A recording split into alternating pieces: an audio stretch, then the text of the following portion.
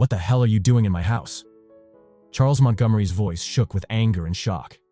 He stood at the door of the nursery, staring at something he never expected to see.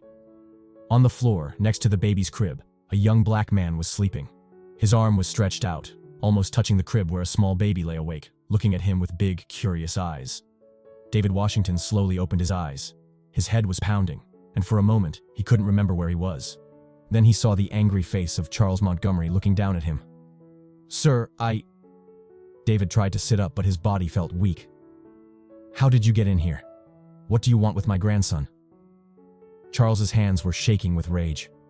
David looked at the baby in the crib. The same baby he thought was dead. The same baby he had cried for months ago when they told him his child had died. "That's my son," David whispered, tears filling his eyes. Charles froze. The words hit him like a punch to the chest. He looked at the baby, then at David, then back at the baby. "What did you just say?" "That baby, Samuel, he's my son. Amanda told me he died, but he's here. He's alive." The room went silent. Two men, two different worlds, staring at each other.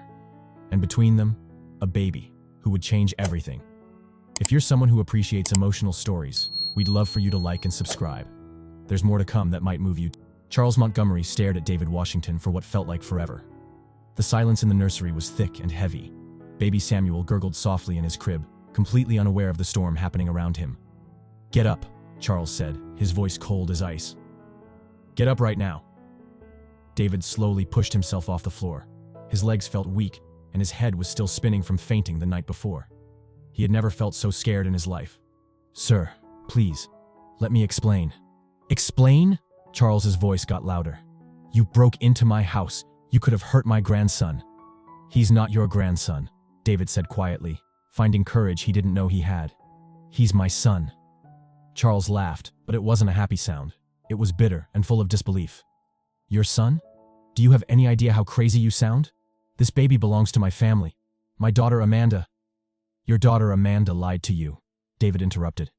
"Just like she lied to me." The words hung in the air like a bomb waiting to explode. Charles felt his face turn red with anger. "How dare you talk about my daughter like that? Amanda would never." "She told me the baby died," David continued, his voice getting stronger. "She looked me right in the eyes and said our son was dead. I cried for months, sir. I mourned a child I thought I'd lost forever." Charles opened his mouth to argue, but something in David's eyes stopped him. There was pain there. Real, deep pain that couldn't be faked. David took a deep breath and started talking. "I worked for your family 6 months ago. I was your temporary driver when your regular guy was sick. Amanda and we started talking. She was lonely, and I was stupid enough to think she really cared about me." Charles remembered that time. Amanda had been acting strange, disappearing for hours, smiling at her phone. He had been too busy with work to pay much attention. "We fell in love," David said, looking down at his hands. "Or at least, I thought we did.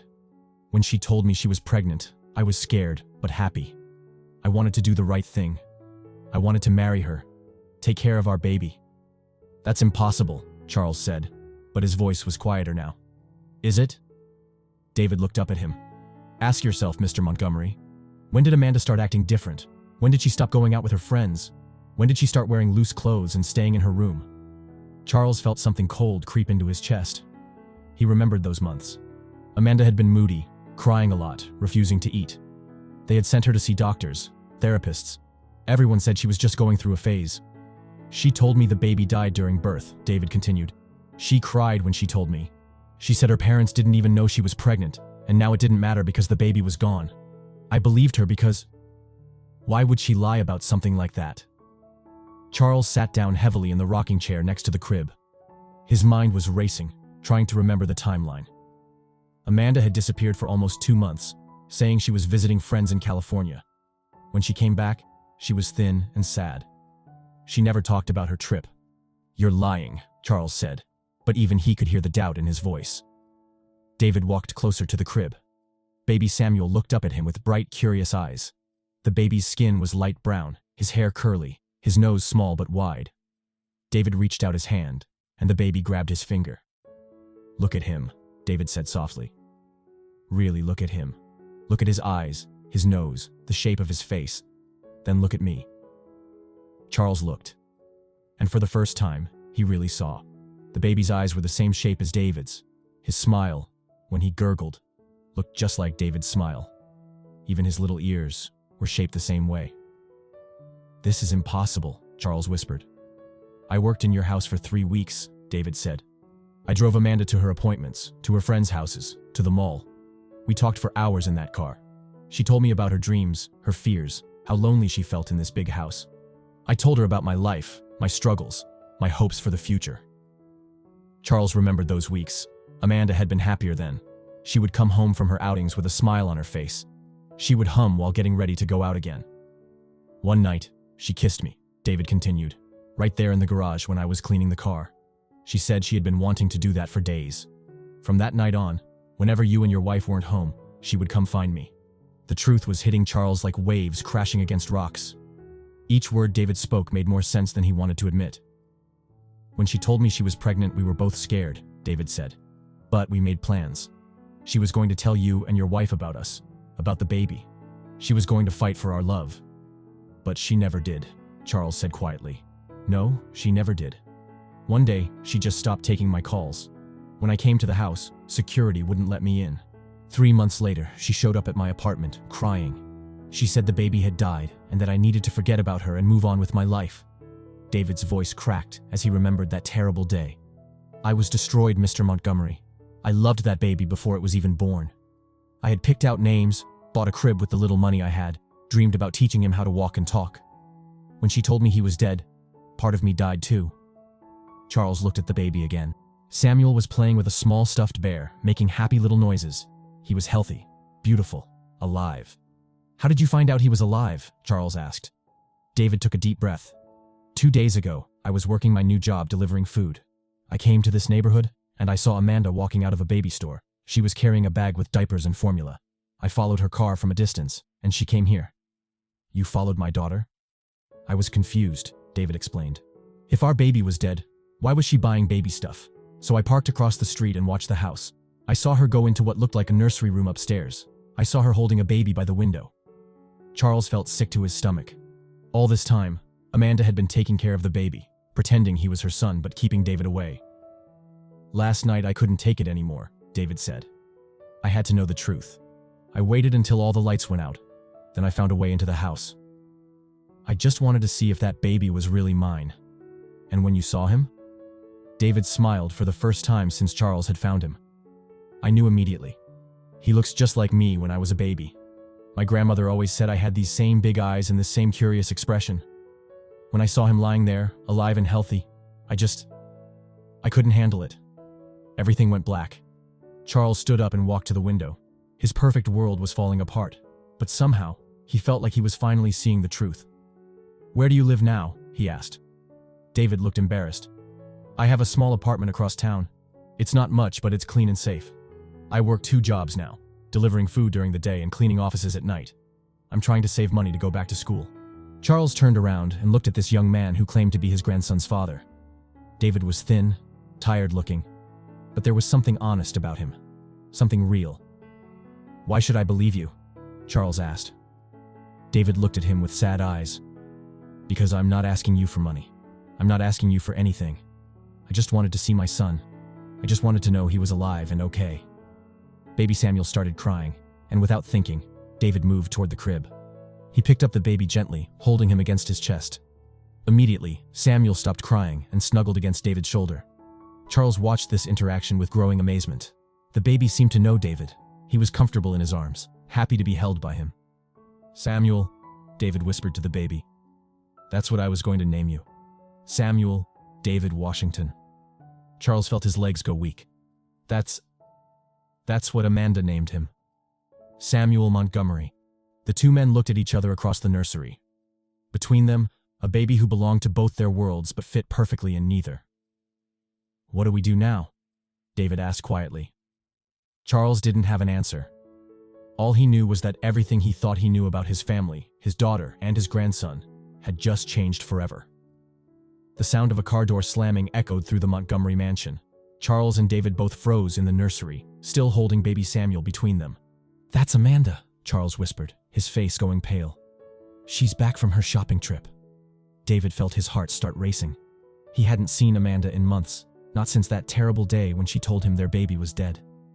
Now he was about to face the woman who had lied to him, who had stolen his son, who had destroyed his world with her lies.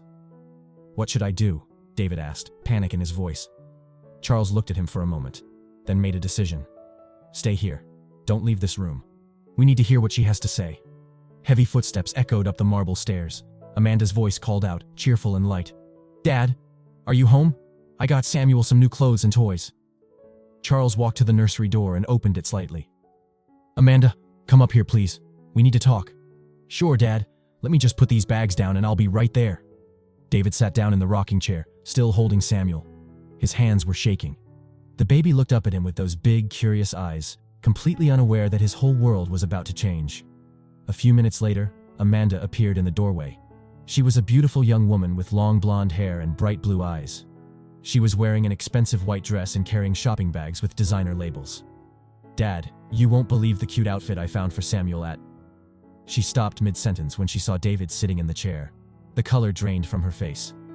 The shopping bags fell from her hands, and expensive baby clothes scattered across the floor. "David?" she whispered, her voice barely audible. "What? How? What are you doing here?" David stood up slowly, still holding Samuel. "Hello, Amanda. I think we need to talk." Amanda looked from David to her father, then back to David. Her eyes were wide with fear and shock. "Dad, I can explain. This man, he's dangerous. He's been stalking me. Call security. Call the police." "Sit down, Amanda," Charles said firmly. "Right now." Amanda had never heard her father use that tone with her before. She moved to the small couch by the window and sat down, her hands trembling. "David has told me some very interesting things," Charles continued. "He says that Samuel is his son. He says you two had a relationship 6 months ago. He says you told him the baby died." Amanda's face went even whiter. That's crazy, Dad. He's lying. I've never seen this man before in my life." David felt anger rise in his chest. Even now, even when she was caught, she was still lying. "Amanda," he said quietly. "Stop. Just stop lying.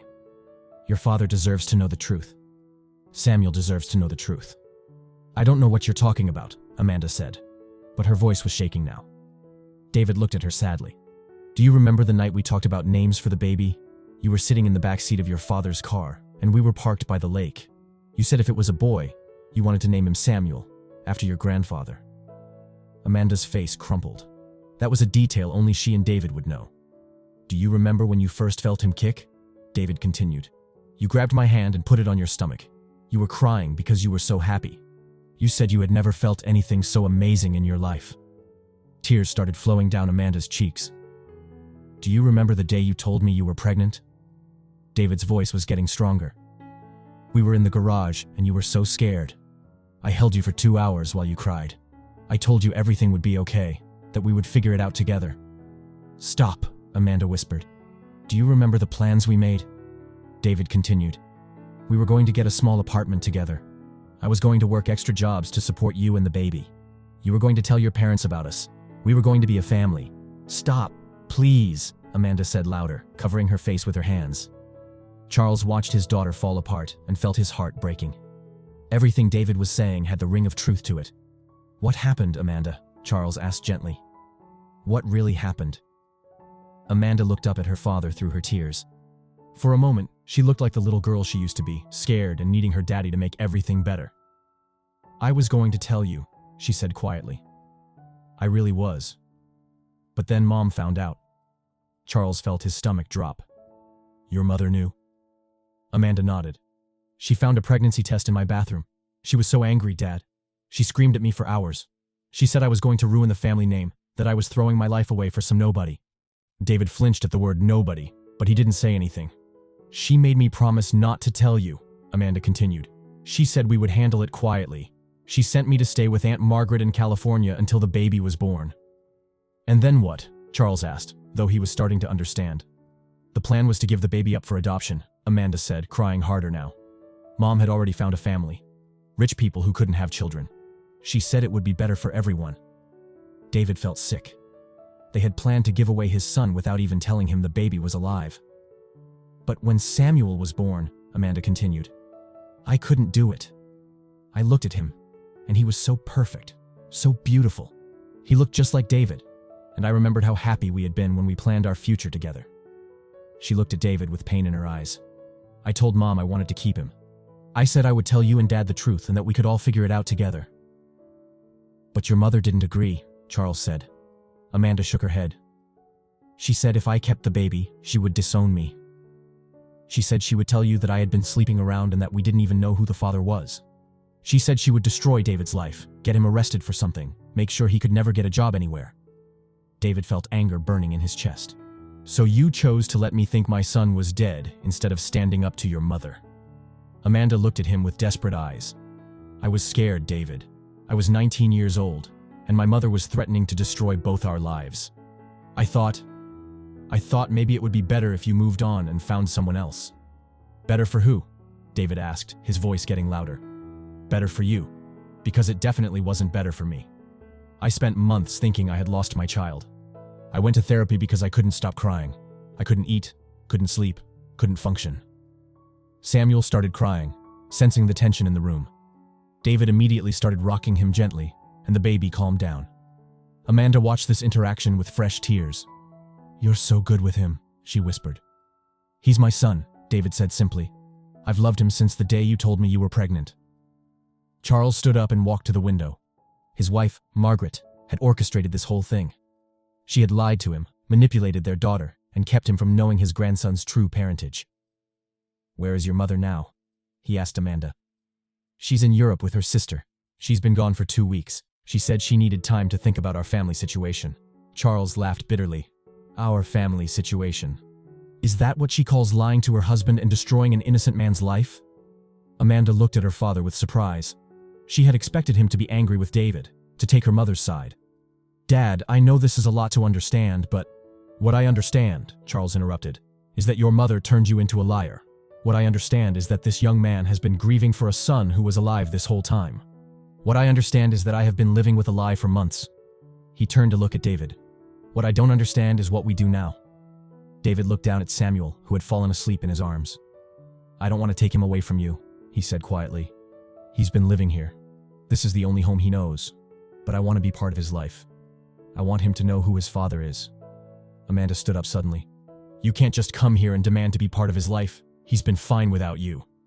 He's been fine without knowing me, David corrected. But that doesn't mean he doesn't deserve to know me. Every child deserves to know their father. Charles looked at his daughter with new eyes. Amanda, David has every right to be in Samuel's life. More than that, he has the legal right to be Samuel's father. What do you mean? Amanda asked. I mean that if David wanted to, he could take Samuel away from us completely. He could get a lawyer, prove paternity, and fight for custody, and he would probably win. Amanda's face went white again. He wouldn't do that. David looked at her with sad eyes. You're right. I wouldn't do that. Not because I don't have the right to, but because I love Samuel too much to put him through a big legal fight. All I want is to be his father. Charles felt a respect for David growing in his chest. This young man had every reason to be angry, every right to demand custody, but instead he was thinking about what was best for the baby. What do you propose we do? Charles asked. David thought for a moment. I want to spend time with Samuel. I want him to get to know me. I want to help take care of him, feed him, play with him, read him bedtime stories. I want to be part of his life as he grows up. And what about me? Amanda asked, fear in her voice. David looked at her for a long moment. You're his mother, Amanda. I would never try to change that. But you need to understand that your lies almost cost me my son. It's going to take time for me to trust you again. Amanda started crying again. I'm so sorry, David. I never wanted to hurt you. I was just so scared. I know, David said gently. But scared doesn't excuse what you did. And it doesn't excuse the months of pain you put me through. Charles watched this exchange with growing amazement. David had every right to be furious, to demand revenge, to make their lives difficult. Instead, he was being kind but firm, asking for what he deserved while still thinking about what was best for everyone involved. Samuel stirred in David's arms and opened his eyes. He looked up at David and smiled, reaching out his tiny hand to touch David's face. He knows you, Amanda whispered in one. Babies can sense things, David said, smiling down at his son. He knows I'm his father. Charles made a decision. David, I want you to know that you're welcome in this house anytime. Samuel is your son, and we're not going to keep you away from him." Amanda looked at her father in shock. "Dad, what about Mom? When she comes back and finds out?" "Your mother and I are going to have a very serious conversation when she returns," Charles said firmly. "What she did was wrong. What we all did was wrong.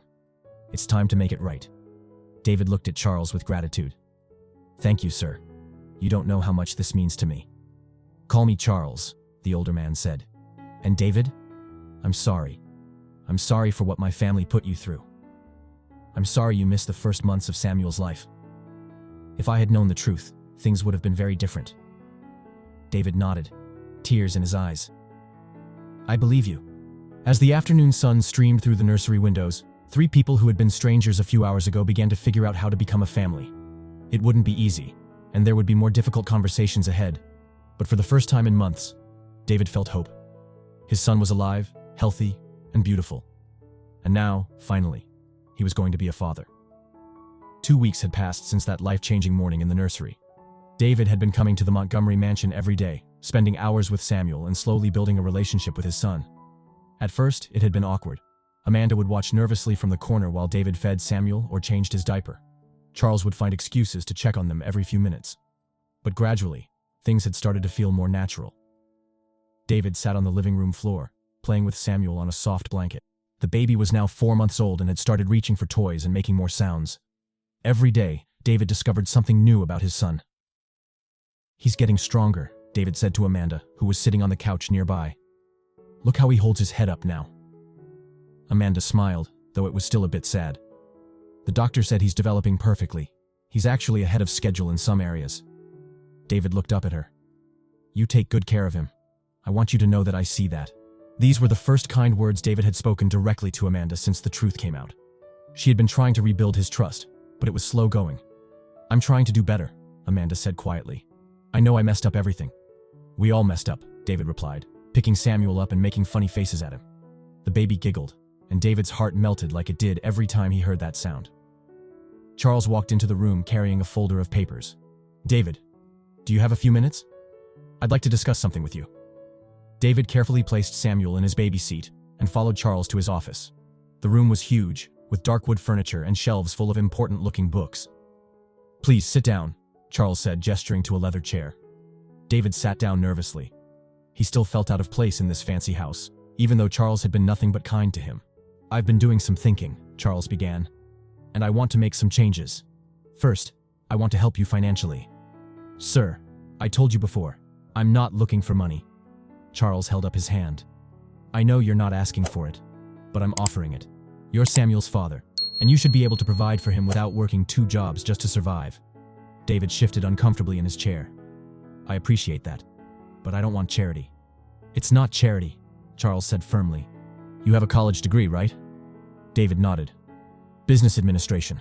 But I graduated right when the economy was bad, and I couldn't find work in my field. What if I told you I could offer you a job, a real job, with good pay and benefits?" David looked at him suspiciously. "What kind of job?" Charles opened the folder and pulled out some papers. "I own several businesses. One of them is a logistics company that manages deliveries and transportation for other businesses. We need someone to help run the day-to-day operations." David stared at the papers. "You want me to work for you? I want to offer you a chance to use your education and skills. The job pays $60,000 a year to start, plus health insurance and other benefits. You'd work normal business hours, Monday through Friday." David's eyes widened. $60,000 was more money than he had ever dreamed of making. With his current jobs, he barely made $25,000 a year. "Why would you do this for me?" David asked. Charles leaned back in his chair. "Because you're Samuel's father. Because you deserve a chance to build a good life for yourself and your son. And honestly, because I need someone I can trust in that position." David looked down at the job description. It was exactly the kind of work he had studied for in college, the kind of career he had always wanted. "There's one condition," Charles added. David looked up. "What?" "You have to promise me that you'll always be honest with me. No lies, no games, no hidden agendas. I need to know that I can trust you completely." David thought about this for a moment. "Mr. Montgomery, Charles, I understand why you need that promise, but I need something from you too." "What's that?" "I need to know that this job isn't your way of controlling me. I need to know that if I take this position, I'm still free to make my own decisions about Samuel and my life." Charles smiled. "Fair enough. The job is separate from your relationship with Samuel. If you take the job and it doesn't work out, that won't change the fact that you're his father. And if you decide you don't want the job, that won't change how welcome you are in this house. David felt a weight lifting off his shoulders. For the first time since Samuel was born, he could see a real future for himself and his son. "I'd like to think about it," David said. "Of course. Take all the time you need." They walked back to the living room where Amanda was on the floor with Samuel, reading him a picture book. The baby was making happy gurgling sounds and reaching for the colorful pages. "He loves story time," Amanda said when she saw them. "I've been reading to him since he was born." David sat down next to them and watched his son's face light up at the pictures in the book. "What's his favorite book?" "Anything with animals," Amanda said. "Especially dogs. I think he's going to love pets when he gets older." David smiled. "I had a dog when I was little. A golden retriever named Max. He was my best friend." "Really?" Amanda looked interested. "What happened to him?" "He lived to be 14 years old. He was there through my whole childhood, always following me around, sleeping in my bed. When he died, I was heartbroken." Samuel reached out and grabbed David's finger, making his happy baby sounds. "I think Samuel would love to have a dog someday," David said. Amanda smiled. "Maybe when he's older. Dogs are a lot of work." "Everything about raising a child is a lot of work," David replied. "But it's worth it." They spent the next hour playing with Samuel together. For the first time since David had returned to their lives, Amanda began to relax around him. She watched how gentle he was with the baby, how patient and loving. She could see that Samuel was happy and comfortable with his father.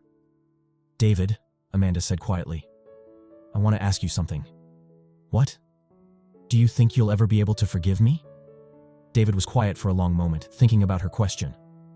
"I don't know," he said honestly. "What you did hurt me deeply, but I can see that you're trying to make things right now." "I am," Amanda said quickly. "I want to do better. I want us to be able to work together to raise Samuel." "That's what I want too," David said. "But trust takes time to rebuild." Amanda nodded. "I understand. I just want you to know that I'm committed to earning that trust back." Charles watched this conversation from the doorway, feeling proud of both young people. They were handling a difficult situation with more maturity than many adults twice their age. That evening, after David had gone home to his small apartment, Charles and Amanda sat in the kitchen eating dinner together. "Dad," Amanda said, "I think offering David that job was a good idea." "You do?" "He's smart, and he's honest, and he works harder than anyone I know. I think he'll do well." Charles nodded. "I hope so. He deserves a chance to succeed." Amanda played with her food for a moment before speaking again. "Dad, what's going to happen when Mom comes back?" Charles's face hardened. "Your mother and I are going to have a very serious conversation. What she did was unacceptable. She's going to be furious when she finds out David is part of our lives now. Then she'll have to learn to deal with it," Charles said firmly. "David is Samuel's father. That's not going to change no matter how your mother feels about it." Amanda looked worried. "What if she tries to make trouble for David? She threatened to destroy his life before." "She won't," Charles said with confidence, "because if she tries anything like that, she'll have to deal with me. And I promise you, Amanda, I won't let anyone hurt David or Samuel ever again." Meanwhile, across town, David was sitting in his small apartment, thinking about the day. The job offer from Charles was incredible, but it also scared him. He had never made that kind of money before, and he wondered if he was really qualified for such an important position. He looked at the photo on his nightstand, a picture of Samuel that Amanda had given him. In it, the baby was sleeping peacefully, his tiny fist curled up near his face. "Don't worry, little man," David said to the photo. "Daddy's going to make sure you have everything you need." He picked up his phone and called his grandmother, the woman who had raised him after his parents died in a car accident when he was 12. "Grandma Rose," he said when she answered. "David, how are you, baby? I was just thinking about you." David told her everything that had happened, finding Samuel, meeting Charles, the job offer. His grandmother listened without interrupting, making small sounds of surprise and sympathy. "So, what do you think I should do about the job?" David asked when he finished. "Baby," Grandma Rose said, "this sounds like God is opening doors for you. That man could have called the police when he found you in his house, but instead he's treating you like family. That baby could have been adopted by strangers, but instead he's right there waiting for his daddy to love him. But what if I mess it up? What if I'm not good enough for a job like that?" "David Washington," his grandmother said sternly, "you are one of the smartest, hardest working young men I know. You graduated college with honors while working 2 jobs to pay for it. You've been taking care of yourself since you were 18 years old. You deserve this opportunity." David felt tears in his eyes. "I miss you, Grandma. I miss you too, baby. But I'm so proud of you. And I can't wait to meet my great-grandson." After he hung up, David felt more confident about his decision. He would take the job. He would work hard to be the best employee Charles had ever had. And most importantly, he would be the father that Samuel deserved. The next morning, David arrived at the Montgomery mansion earlier than usual. He found Charles in the kitchen drinking coffee and reading the newspaper. "I've made my decision about the job," David said. Charles looked up. "And? I'd like to accept your offer, but I have one request." "What's that?" "I want to earn this position. If I'm not doing good work, if I'm not meeting your expectations, I want you to tell me. I don't want special treatment just because I'm Samuel's father." Charles stood up and extended his hand. "Deal. Welcome to Montgomery Logistics, David." As they shook hands, David felt like his life was finally beginning. For the first time since he was a teenager, he had hope for the future. He had his son, he had a good job, and he was building relationships with people who cared about him. It wouldn't be easy. There would be challenges ahead, especially when Amanda's mother returned. But David was ready to face whatever came next. He had something worth fighting for now: his son's future and his own chance at happiness. Samuel was waiting for him in the nursery, babbling happily in his crib. When he saw David, he reached up his arms, wanting to be held. "Good morning, son," David said, picking up the baby and holding him close. "Daddy's got some good news to share with you." David had been working at Montgomery Logistics for 3 weeks. Everything was going well. He was good at his job and could finally provide for Samuel. He had moved to a bigger apartment. Every day after work, he spent time with his son at the mansion. Amanda joined their playtime more often. Slowly, they were learning to work together as Samuel's parents.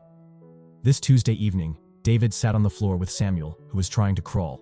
The baby would push himself up, rock back and forth, then fall forward. "Come on, buddy," David encouraged, holding a toy just out of reach. Samuel made baby sounds and tried again, moving forward a little before falling. David cheered and clapped. "He's so close to crawling," Amanda said, sitting nearby. "He's only 5 months old." "He's advanced, just like his daddy was," David said proudly. They were having a nice conversation when they heard expensive heels clicking across the marble floor. "What the hell is going on here?" The voice cut through the room like a knife. David and Amanda both froze. A tall, elegant woman stood in the door. She had blonde hair pulled back perfectly and wore a designer traveling outfit. Her face was twisted with anger. Margaret Montgomery had returned from Europe. "Mom," Amanda whispered. Margaret's cold blue eyes moved from Amanda to David, then to Samuel on the floor. "Amanda, get away from that man right now." David slowly stood up, keeping himself between Margaret and Samuel. "You must be Margaret." "I did not give you permission to speak to me," Margaret snapped. "I want you out of my house immediately." "Mom, please," Amanda said, standing up. "Let me explain." "Explain what? Why there's a strange man in our home playing with Samuel?"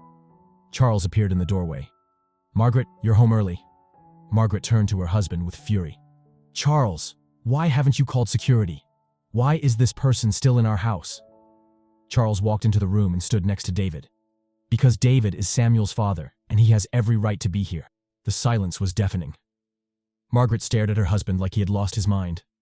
"Excuse me?" she said quietly. "You heard me," Charles said firmly. "David is Samuel's biological father. Amanda told us the truth about everything." Margaret's face went white, then bright red. "That's impossible. Samuel is our grandson. Amanda was never involved with someone like him." "Someone like me?"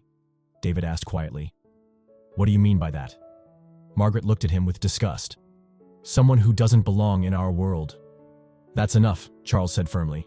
"David is a good man who loves his son. You will treat him with respect." Margaret laughed coldly. "Respect? This man is trying to take advantage of our family." "He's not claiming anything," Amanda said. "Samuel really is David's son. I lied to everyone, including David. I told him the baby died." Margaret turned to her daughter with shock. "What did you just say?" Amanda took a deep breath. "I said I lied. David and I had a relationship when he worked here. I got pregnant, and you made me hide it. You sent me away and told me to lie to David about Samuel being dead." "I did that to protect you," Margaret shouted. "You did it to control me," Amanda shot back. "And you made me hurt an innocent person." Margaret looked around the room. Her perfect plan was falling apart. "Charles," she said, "you cannot seriously be considering letting this man into our family." "I'm not considering it," Charles replied. I've already done it. David works for one of my companies now. He spends time with Samuel every day. And frankly, Margaret, I like him more than most of our actual family members. This is ridiculous, Margaret said. I won't allow it. Samuel is being raised as a Montgomery. Samuel is my son whether you like it or not, David said. I love him. I'm going to be part of his life, and there's nothing you can do to change that. We'll see about that, Margaret said coldly. Samuel, who had been quietly playing, suddenly started crying. The raised voices had scared him. Without thinking, both David and Amanda moved toward the baby. David reached him first and picked him up. Shh, it's okay, buddy, David said softly, rocking Samuel. Daddy's here. Margaret watched this. Samuel stopped crying almost immediately when David held him. The baby looked comfortable and safe in his father's arms. That proves nothing, Margaret said, but her voice was less confident. It proves everything, Charles said. Look at them, Margaret. Samuel knows David is his father. Margaret stared at David holding Samuel. For the first time, she really studied the baby. The resemblance was clear. Samuel had David's eyes, his nose, his smile. Even if what you're saying is true, Margaret said slowly, that doesn't mean this man should be part of Samuel's life. We can provide so much more than he ever could. You mean money, David said. But money isn't everything a child needs. It's everything that matters, Margaret replied. David looked at her with pity. I feel sorry for you, Mrs. Montgomery. If you really believe that, then you've missed the most important parts of life. How dare you feel sorry for me? Do you have love that isn't based on money or status? Do you have relationships with people who care about you for who you are? Do you have peace with yourself? Margaret opened her mouth to argue, but no words came out. Charles watched his wife struggle to answer. In all their years of marriage, he had never seen her truly happy. She was always worried about what other people thought. Margaret, Charles said gently, David is offering to share Samuel with us. He's not trying to take the baby away. A good father would want what's best for his child, Margaret said. And what's best for Samuel is to be raised with the advantages we can provide. I want what's best for Samuel too, David said. That's why I'm here. But what's best for him isn't just money. It's love, stability, and parents who put his needs before their own pride. Amanda spoke up. Mom, David is right. Samuel needs all of us. He needs his father, and he needs his grandparents. But he also needs us to stop fighting. Margaret looked at her daughter with surprise. Amanda had never stood up to her like this before. Amanda, you don't understand what this will cause, Margaret said. What will our friends think? What will people say? I don't care what people say, Amanda replied. I care about doing what's right for Samuel. Margaret felt like her world was spinning out of control. Charles, she said, surely you can see this situation is impossible. Think about our social connections. Margaret, stop, Charles interrupted. I've spent our entire marriage caring more about what other people think than what's right. I'm not doing that anymore. He walked over to David and put his hand on his shoulder. David is part of this family now. Samuel is his son, and I respect David as a father and as a man. If you can't accept that, then you need to decide what's more important, your pride or your family. Margaret stared at her husband in shock. In 30 years of marriage, Charles had never spoken to her like this. Samuel started making happy baby sounds in David's arms, reaching up to touch his father's face. The simple gesture highlighted everything good about their relationship. Margaret watched this and felt something crack inside her chest. For just a moment, she saw past her fears. She saw a young man who genuinely loved his child, and a baby who was happy and safe. But the moment passed quickly, and her old fears came rushing back. I need time to think, Margaret said stiffly. This is all happening too fast. Take all the time you need, Charles said. But understand that David isn't going anywhere. This is his home now, too. Margaret turned and walked out without another word. They could hear her heels clicking up the stairs, then a bedroom door slamming. The room was quiet except for Samuel's happy sounds. I'm sorry, Amanda said to David. I'm sorry she was so horrible to you. David shook his head. You don't need to apologize for her. I knew this wasn't going to be easy. Charles sat down heavily. I should have stood up to her years ago. The important thing is that you're standing up now, David said. Samuel is going to grow up knowing that his grandfather fought for him. What happens now? Amanda asked. David looked down at Samuel, who was falling asleep in his arms.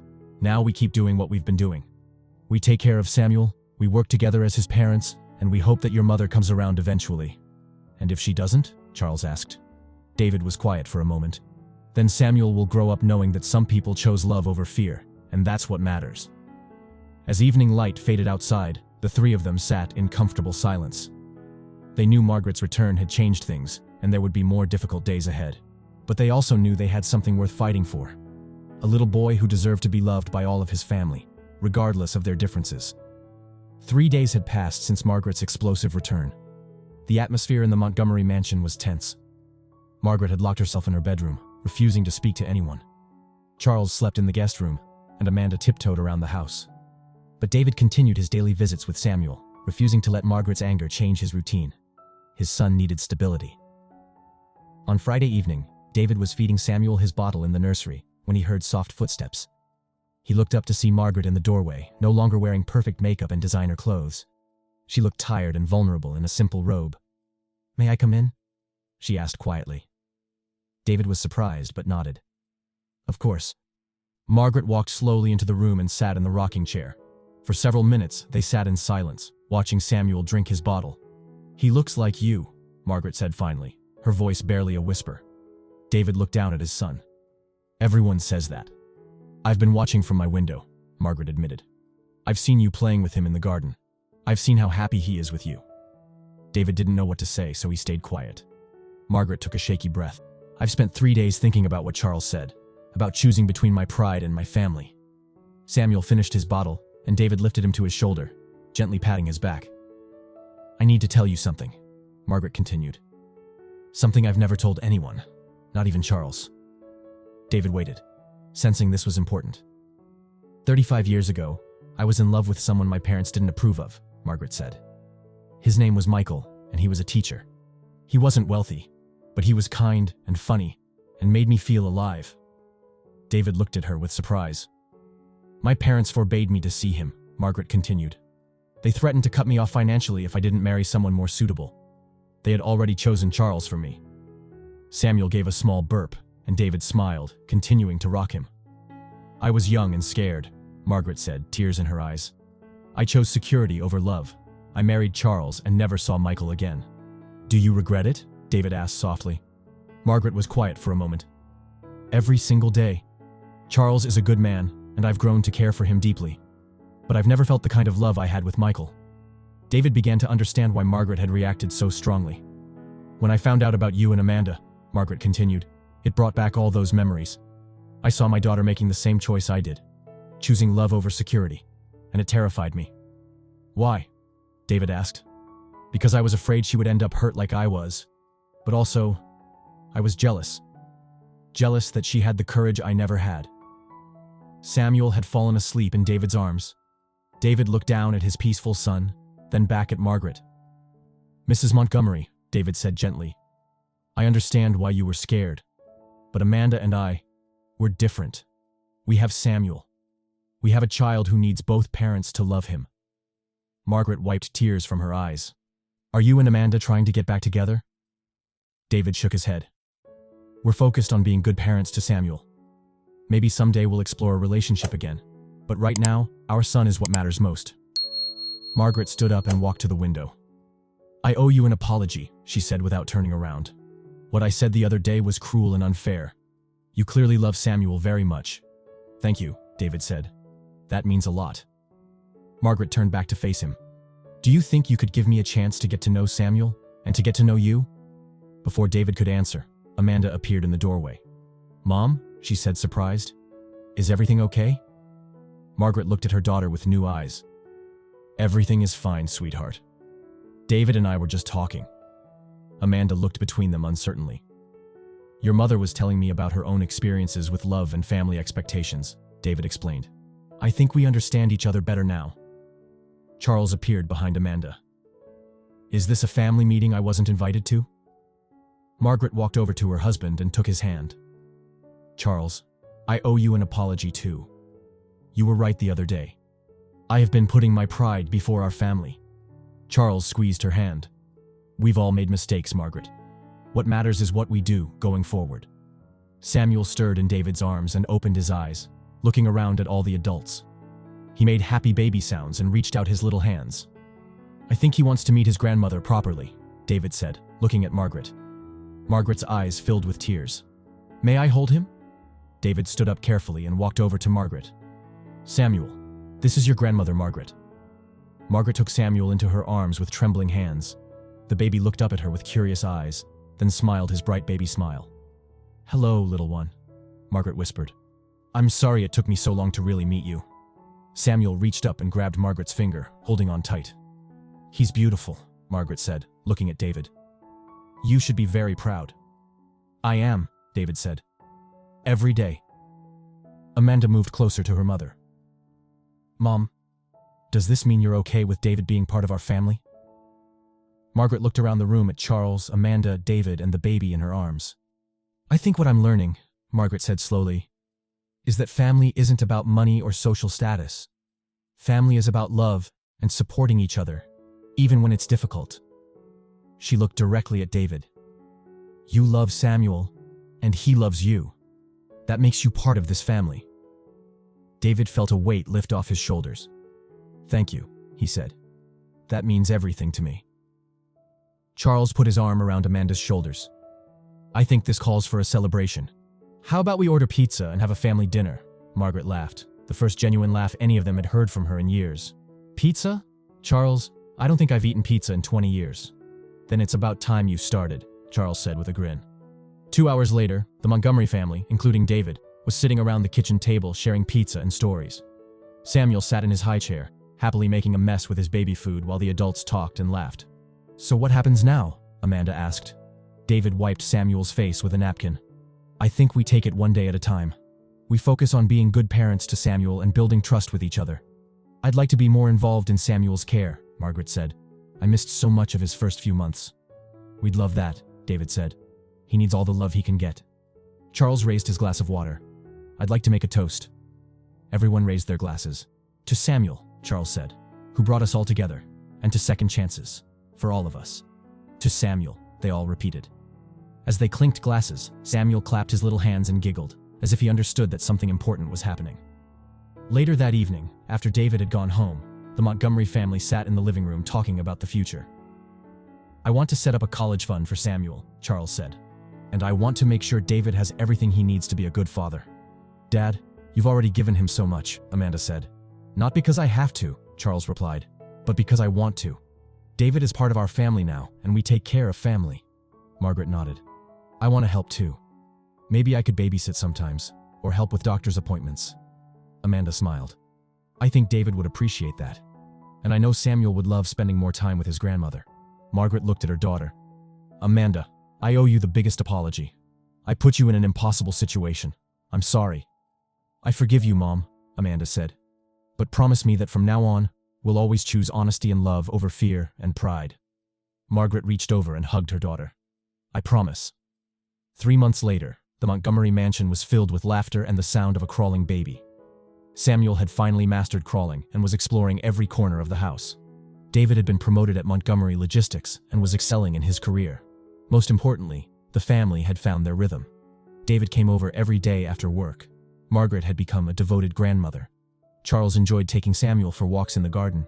Amanda and David had grown closer as co-parents, building a friendship based on mutual respect and their shared love for their son. One sunny Saturday afternoon, they were all in the garden watching Samuel crawl around on a blanket when Margaret made an announcement. "I want to have a proper party for Samuel's first birthday," she said. "Something to celebrate not just him, but our whole family." "That sounds wonderful," David said. Margaret smiled. "Something simple. Family, friends who matter, and lots of love." Charles laughed. "Margaret, I never thought I'd hear you say that."